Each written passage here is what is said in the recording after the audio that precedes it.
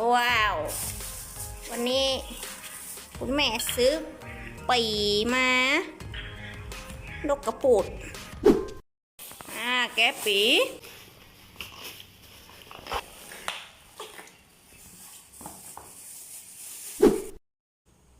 แป๊กผีไว้ก่อน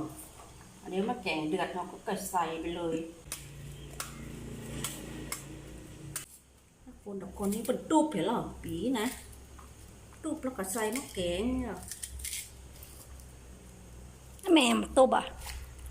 เดียวสมัยเดียวตูบเนี่ยแถมนี่เราก็ใส่มะนาวไปแล้วให้มันเศร้าอันนี้เครื่องปรุงมันเดี๋ยวเราจะมาตำมันนะเจ้านี่ตำตัวปั้นนี่เจ้ามีพริกมีหอมแดงหอมเตียมเนี่ยนะกะปิถั่วเน่านะเจ้านี่หักของป้อมที่เราจะใส่มีผักชีผักแคแล้วก็ใบจะข่านอันนี้มาใส่ผักละนะเจ้าใส่ผักละเฮา เขือส้มเฮาบ่ชอบยังเจ้านี่จะข่านสับเดี๋ยวเราใส่แกงปีนะเจ้าจะขานพอยังไหม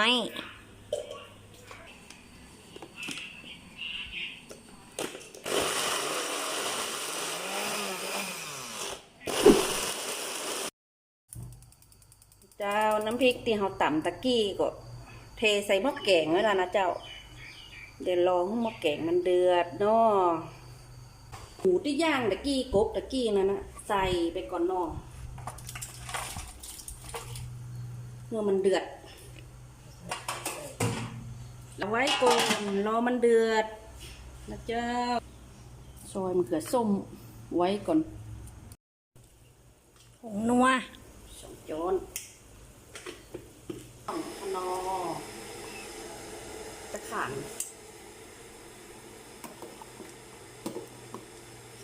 เจ้ามีกระดูกหมูเนาะแกงปี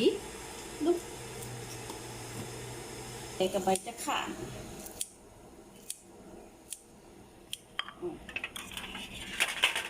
จี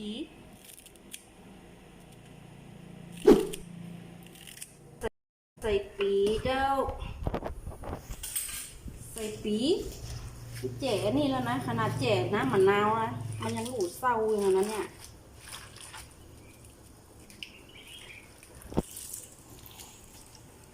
โซ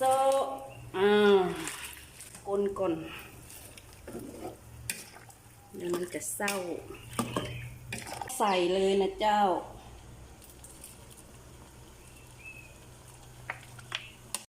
นะเจ้าใส่ผักเลยสุกละ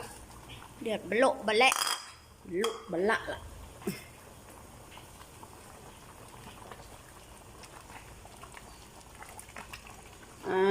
แกงปีเจ้าแกงปี